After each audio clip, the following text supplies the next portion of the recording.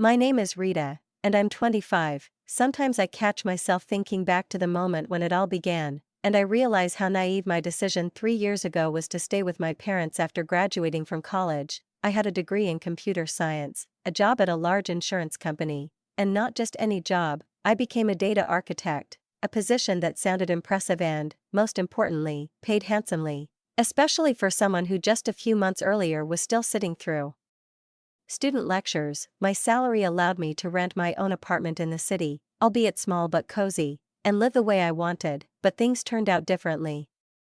One evening, my parents called me into the kitchen, and there, among the old table with its scratched surface and the flickering overhead light bulb, my mother looked at me with that special look that immediately said, "Money is involved." She nervously clasped her hands and then said, "Rita, dear, we need your help. These mortgage payments are suffocating us. We can't cope anymore." I looked at my father. He looked tired. His shoulders slumped, as if the entire weight of the house was truly on them. "My salary can't keep up," he added quietly. "If you stayed and helped us even a little, it would be a huge help. We're a family, we stick together."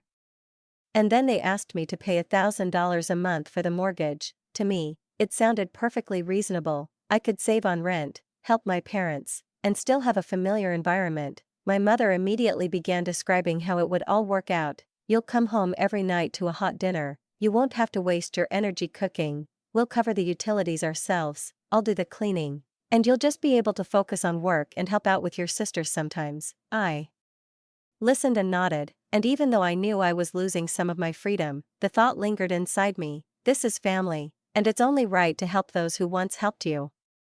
My twin sisters, Sarah and Emma, were just starting high school. They were 14, and they were typical teenagers, loud, chaotic, sometimes arguing, sometimes laughing nonstop, sometimes locking themselves in their rooms for hours. But I loved them, and the thought of being there while they went through all those teenage turmoils was actually a joy. And so it began. Every month, I sent my parents $1,000, but soon it turned out that wasn't enough. Sometimes my mother would ask for a little help with groceries, so that the house always had everything we needed, and I'd come up with another $300 or $400. At first, it seemed like a small thing, especially since when I returned home from work, I'd find myself in a house smelling of fried chicken, fresh pasta with meat sauce, or that same stew my mother cooked best. I'd arrive tired, but I'd sit down at the table, where everything was already set, and I'd feel protected, as if I were a student again, only now I had money and could thank my parents. Holidays were especially vibrant. At family gatherings, my mother would proudly tell her relatives how I'd settled in, how well I was earning, how I was helping them stay afloat. "We have such a responsible daughter," she'd say, and I'd catch the admiring glances of my cousins and uncles. At that moment, I felt like I was doing the right thing, sacrificing something personal for the greater good, and it filled me with pride. When my college friends complained about how hard it was to pay rent, or how they had to choose between going to the store and paying bills, I listened and thought, I don't have those problems. On the contrary, I felt confident enough to buy gifts not just for myself but for the whole family. For my mom, I picked out an elegant silver necklace that cost almost $300, and her eyes lit up when she opened the box. I gave my dad an expensive set of tools for his workshop. He didn't even know how to thank me then. For the twins, I bought fashionable shoes, new phones, and cards to their favorite stores because I wanted to see them happy. They brought me gifts in return, but now, looking back, I see that this was a warning sign. My gifts were expensive and hard-won, while theirs were haphazard, bought on the run. I'd get a cheap set of candles, a sweater on sale that didn't even fit, or a gift card to a restaurant I never wanted to go to, but I didn't think much of it back then. I was just happy to help and live in a home where I felt welcomed and appreciated.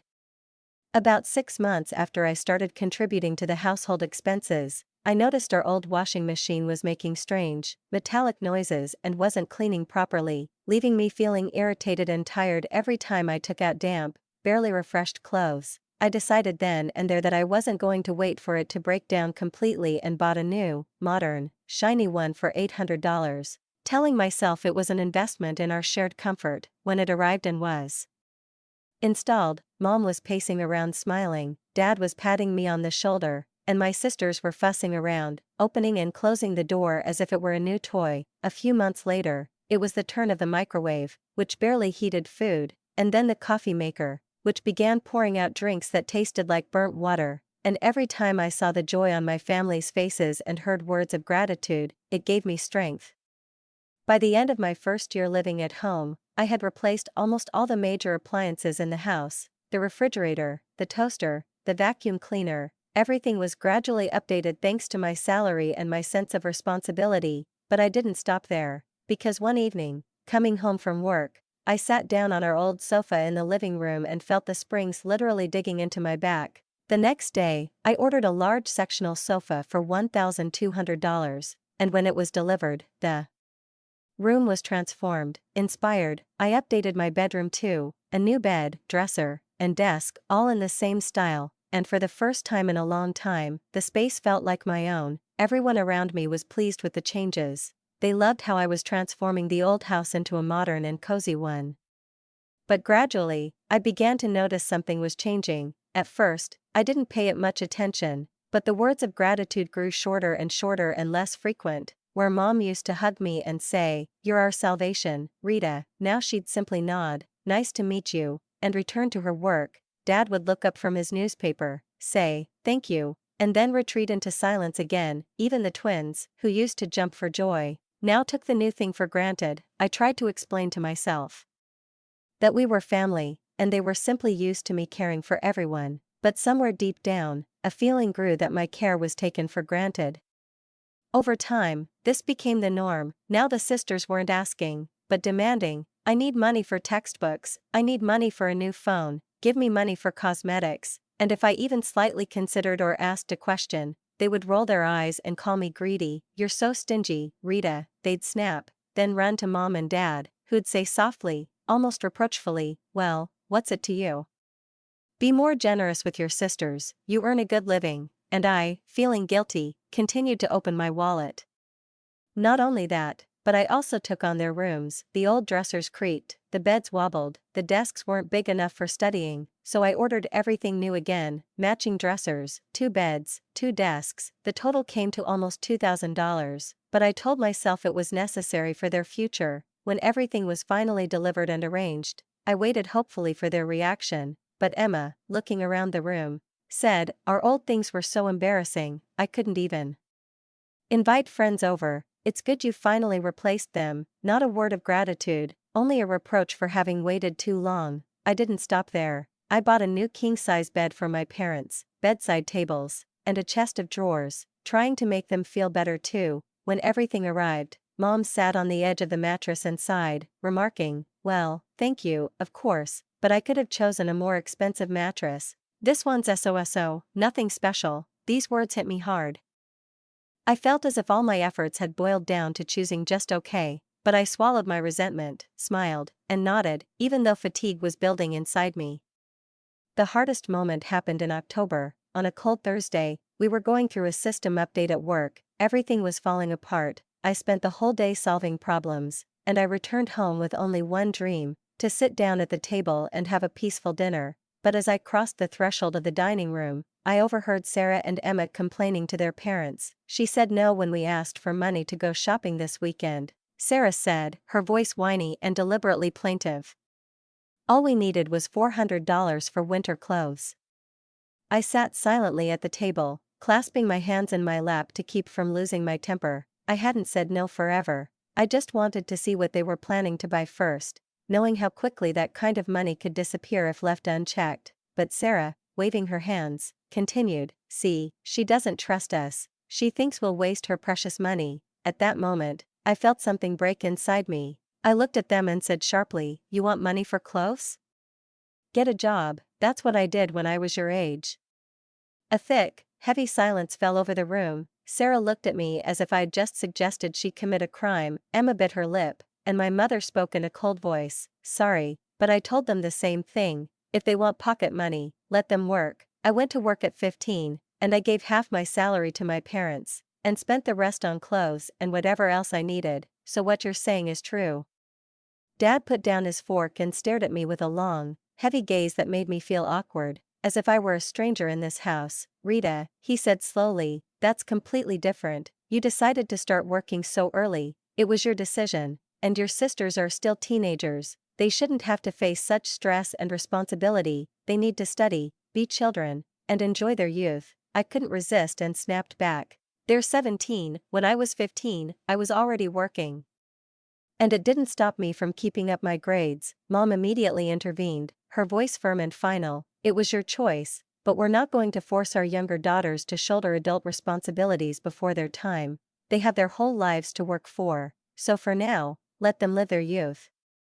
After that, such silence reigned at the table that you could hear the clock on the wall ticking away every second. No one looked at me, no one said a word. I chewed my dinner, trying to finish as quickly as possible, and went up to my room, deciding I didn't want to see their faces again that evening. Everything had changed since that dinner. The house seemed to have grown colder, and not because it was October outside. My parents and sisters talked among themselves, but they avoided me.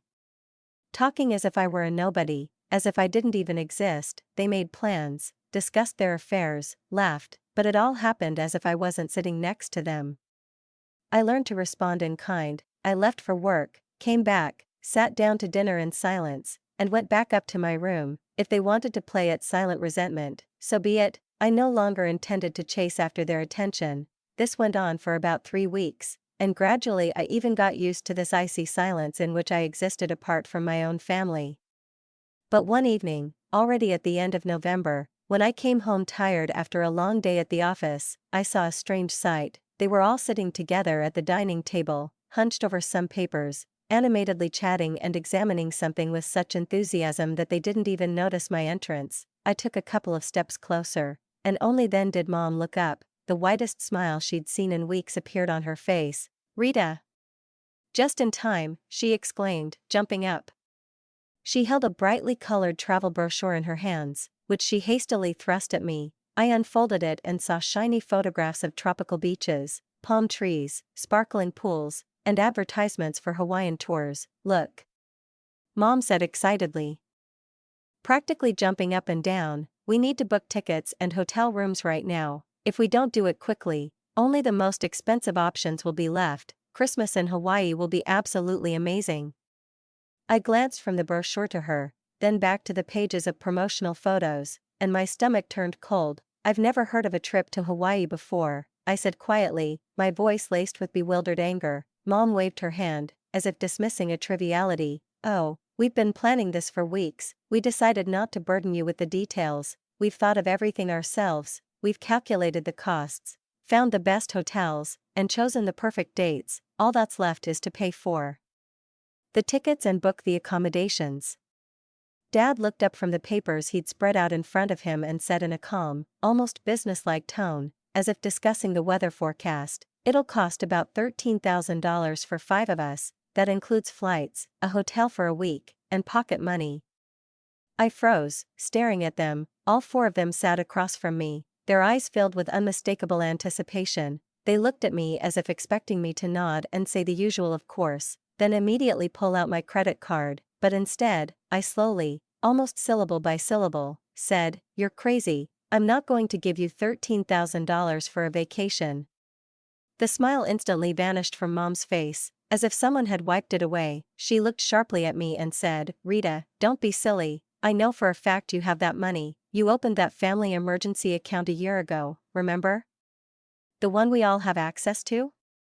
It's currently worth $20,000.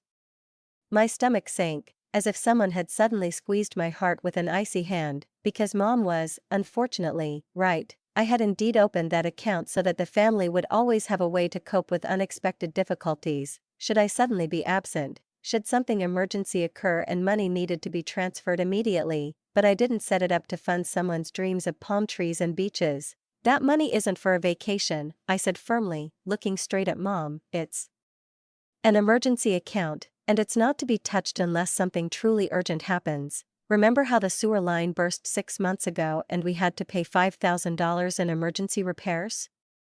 That's what it's for."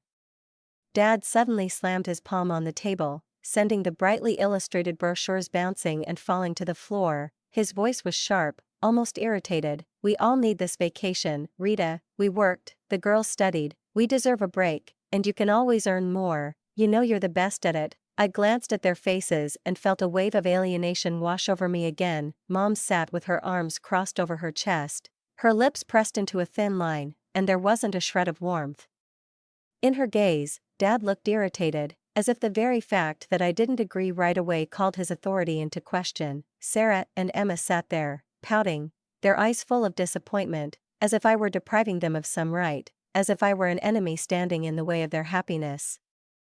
I took a deep breath to keep my voice from shaking and repeated slowly, so that every word would sink in, "I'm not going to pay $13,000 for your Hawaiian vacation. Find another way, or choose something more affordable, but I won't pay." And without waiting for their answer, I abruptly rose from the table, turned around, and walked to my room, feeling my chest churning with resentment and anger. I didn't even touch my dinner, because inside I had only one desire: to run away, to hide away from those stares, from those expectations, from this pressure that had nothing to do with love.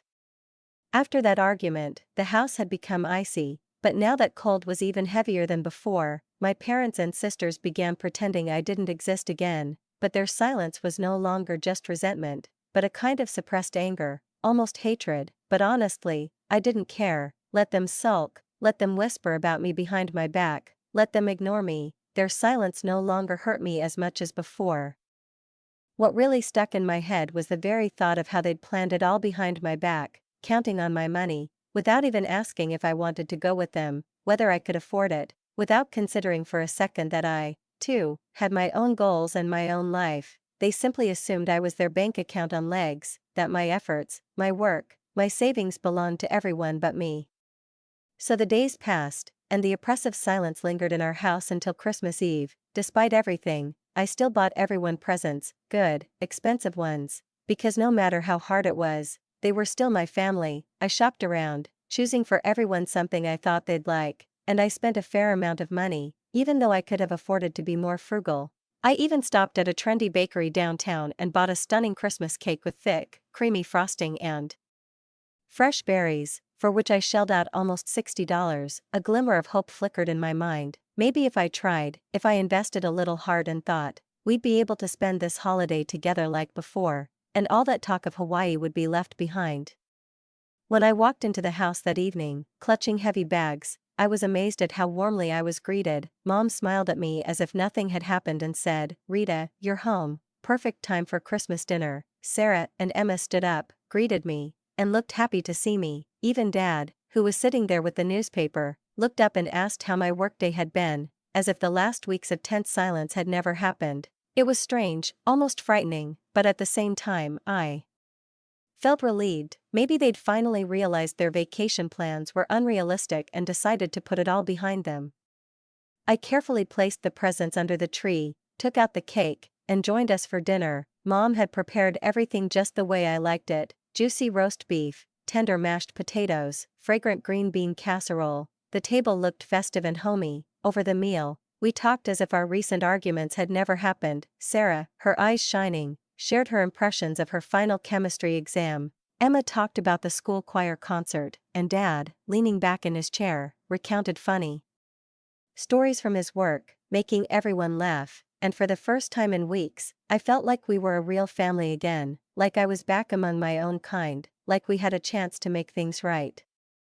That night, I went to bed with a light heart, feeling warmer for the first time in a long time, like maybe all the bad stuff was behind us. But when I woke up on Christmas morning, the house greeted me with a deathly silence. It was unusual, even frightening. Usually, the day began noisily, Mom cooking a hearty breakfast in the kitchen, the twins squabbling over presents, Dad playing a football game so loud it could be heard throughout the house, and now, nothing, only silence, so thick I could hear my own breathing.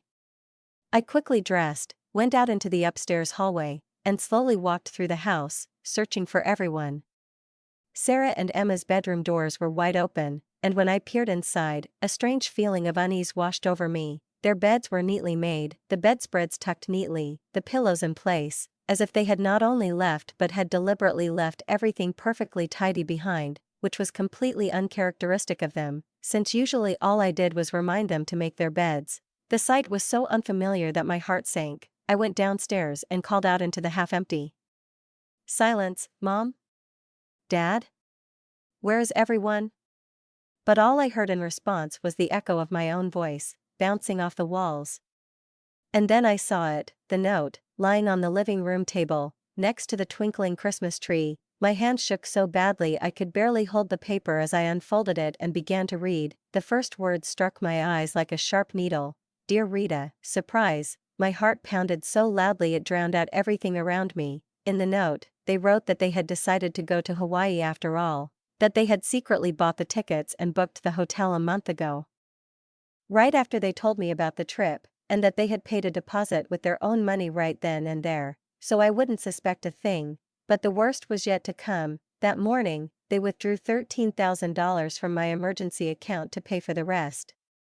I shuddered with every line. They even wrote that they knew how much I opposed the idea, and that was why they'd decided to keep me at home so I could look after the house and finish last night's dinner. My vision was clouded with tears and anger when I reached the last words. Love you, your loving family. I reread the note 3 times, but the meaning remained unchanged, and everything inside me seemed to collapse. Last night's dinner, the smiles, the stories, the laughter, it all turned out to be a disgusting game, a theater staged only to keep me from suspecting anything and so I could calmly hand over my money to their dreams. I felt the rage rising inside me, turning my blood to boiling water, and my whole body shook with anger. Not only had they stolen my savings, but they'd also left me here, in an empty house, as if I were a housekeeper or a nanny, charged with keeping order while they vacationed on sunny beaches. Loving family, a bitter mockery, a mocking ending to their treacherous note. I wanted to break down, call them right at the airport, and scream so loudly that each of them would feel how crushed, humiliated, and betrayed I was. I wanted to say everything that had been pent up in my soul, every grievance, every moment when they took me for granted. But then a sudden calm washed over me. Why should I waste my energy on those who had just clearly shown that for them, I was merely a source of money, not a person with feelings? Why let them revel in the thought that they had hurt me so deeply? No, it would be better to act differently, coolly and intelligently, to show them the consequences of their actions not with words, but with actions. I grabbed my phone and dialed Jessica, a coworker who had mentioned a few months earlier that her aunt had a small house for rent. Hi, Jessica, sorry to bother you on Christmas Day, I said when I heard her voice. Is that house you were telling me about still available? She hesitated, surprised by my question, and replied, I think so. Are you interested? I exhaled, very interested. Can you give me your aunt's number? Her voice was tinged with concern. Of course I will, but Rita, are you okay? You sound upset. I didn't want to go into details, so I said briefly, I'm fine, I just need to move out of my parents' place as soon as possible. She gave me a number, and I dialed it immediately. On the other end of the line, a surprised female voice sounded a little sleepy, considering it was Christmas, but upon hearing that I was a potential tenant, the landlady quickly perked up. She explained that the house was small but in good condition, in a quiet neighborhood, with 2 bedrooms, a bathroom, and a spacious living room, unfurnished. Is that okay? She asked. Perfect, I replied, I have my own. We arranged to meet that same day. And I drove to the address she dictated. When I saw the house, my heart sank. Small, neat, with white shutters and a tiny garden in front, it felt like a sanctuary where I could finally feel free. The landlady showed me the rooms, small but bright, and I immediately knew this was exactly what I needed. When would you like to move in? She asked. Tomorrow, if possible, I replied without hesitation. Her eyes widened in surprise, but she smiled. Well, if you can leave a deposit today, I guess that won't be a problem. I wrote a check right there, the deposit and the first month's rent. My money was in her hands, and in mine were the keys to my new home and the first sips of freedom I'd longed for. Welcome to your new home, she said with a smile, and those words resonated with me more than any Christmas carol. Returning to my parents' house, for the first time in a long time I felt light, free, and calm. The thought was already brewing within me that now I could teach them a lesson they would never forget. The next day, December 26th, I woke up with a heavy but determined feeling inside. And as soon as the sun rose above the horizon, I dialed the moving company, my voice firm, though my heart pounded with a mixture of excitement and pride. I told the dispatcher that I needed everything moved today, that I was willing to pay extra for the rush job, as long as it was done immediately. The person on the other end of the line didn't ask any unnecessary questions, because money, as I noted with icy certainty, wasn't a problem for me. I had plenty left in my personal accounts, and I knew perfectly well that from now on I would save much more, no longer spending every paycheck supporting an ungrateful family who hadn't even seen fit to leave me a simple word of encouragement. When the movers arrived, I met them at the door and immediately showed them around the house, tablet in hand, containing neat lists of everything that belonged to me and only me. The new washing machine I'd bought less than a year ago gleamed in the laundry room, the dishwasher gleamed in the kitchen, the microwave, the coffee maker, every little thing was my property, documented by receipts I carefully kept in a neat folder in my room, as if anticipating the day would come when this evidence would prove a weapon. Every item, every purchase, every device I'd brought into this house over the past 3 years was documented, and now I felt the satisfaction of knowing my foresight was becoming my shield. I calmly, almost coldly, directed the movers, "Take the sectional sofa and that coffee table, the dining room chairs, too, all 6 of them." They nodded silently and carefully carried the furniture out, and I went upstairs, where the same thing awaited me in Sarah and Emma's rooms. "These beds, both dressers, and the desk, they're all mine, too," I said, pointing to the items I'd once happily bought for them. Trying to give the girls a cozy and beautiful space, I repeated the process in my parents' bedroom, and the movers lifted the bulky items without surprise. The king-size bed I'd bought just 6 months earlier, the nightstands, the dresser set, all of it went into the truck without hesitation, as if I were ripping out the heart of this house I'd brought into it.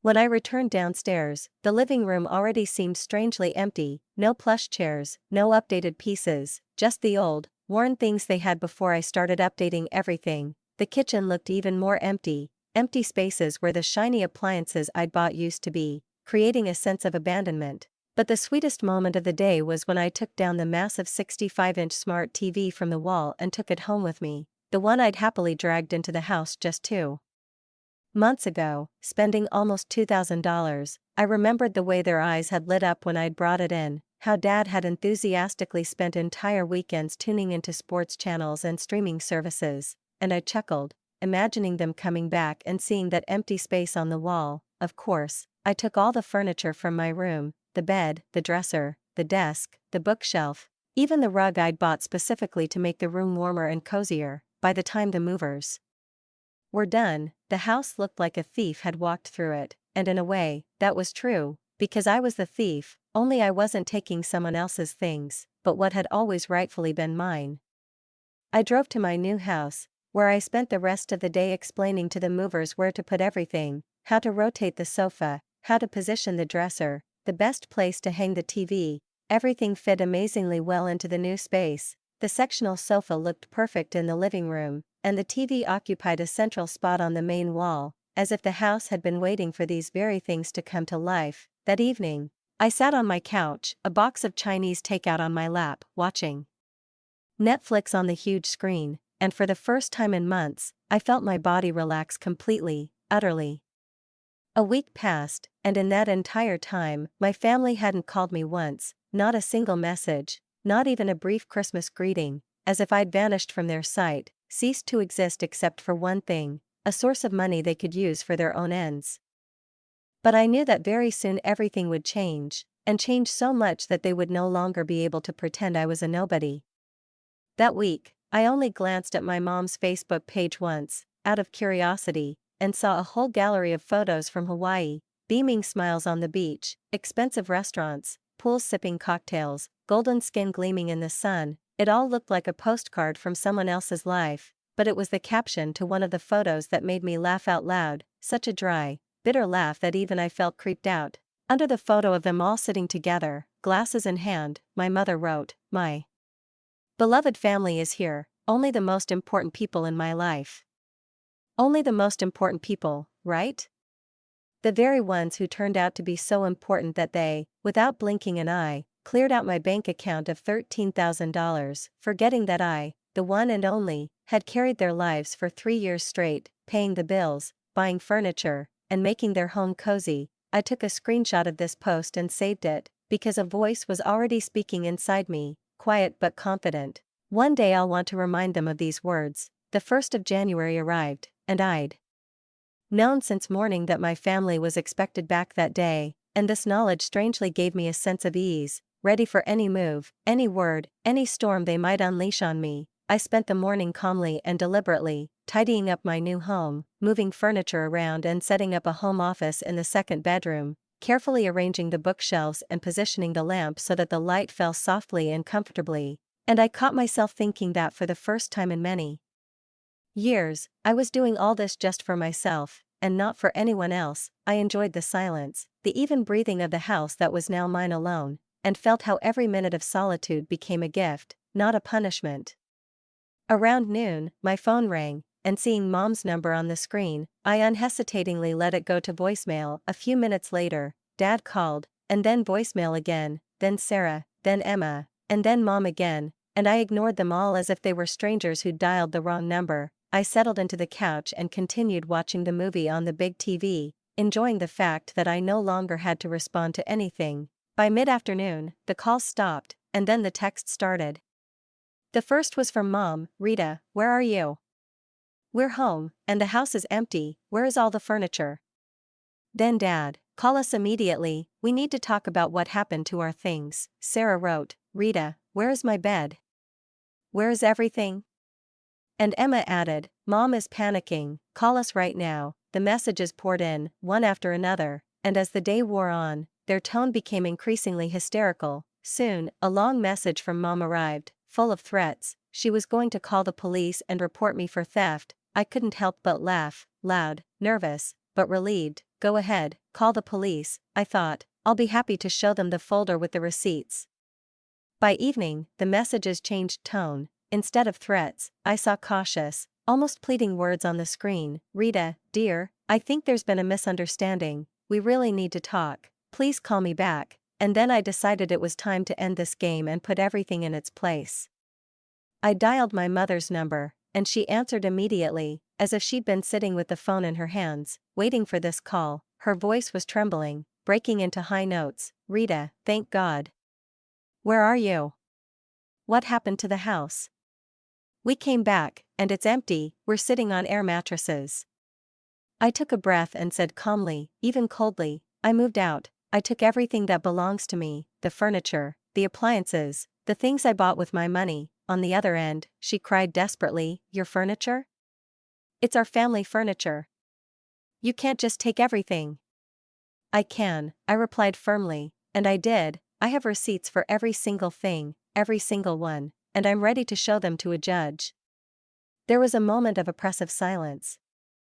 And then her voice changed. It became quiet, pleading, like nothing I'd ever heard before. "Rita, please come home, we'll work this out. We're so sorry about Hawaii. We know we should have done things differently." I felt a wave of bitterness rise inside me and blurted out, "You stole $13,000 from me, you left me alone for Christmas, made me eat the leftovers while you flew off on vacation with my money."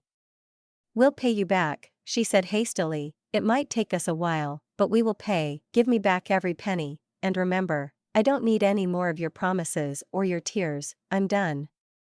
"What do you mean, you're done?" she asked, horrified. I closed my eyes and spoke clearly, as if putting a final period. "I'm not coming back. I won't pay your mortgage anymore. I won't buy you new appliances, furniture, or clothes for the girls. I won't be your family ATM anymore." I heard sobs, muffled sobs, and Dad's voice in the background. "She's not kidding." Mom spoke again, almost through tears. "Rita, please. We can't pay the mortgage without your help. The girls are graduating this year, and we still need to figure out how to pay for their college." But I didn't let myself soften again. I simply pressed the button and hung up.